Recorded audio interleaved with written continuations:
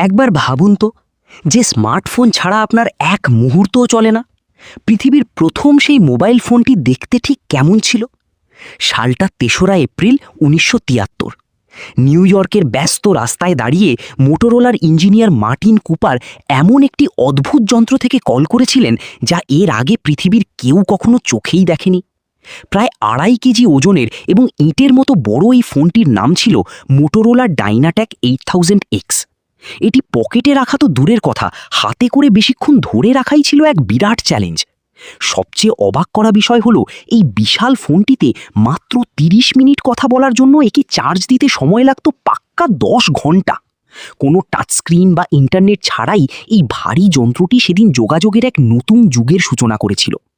আজকের স্লিম স্মার্টফোনের যুগে দাঁড়িয়ে সেই ১০ ঘন্টার চার্জিং আর ২.৫ কেজির ইঁটের মতো ফোনটা কি আপনি ব্যবহার করতে পারতেন?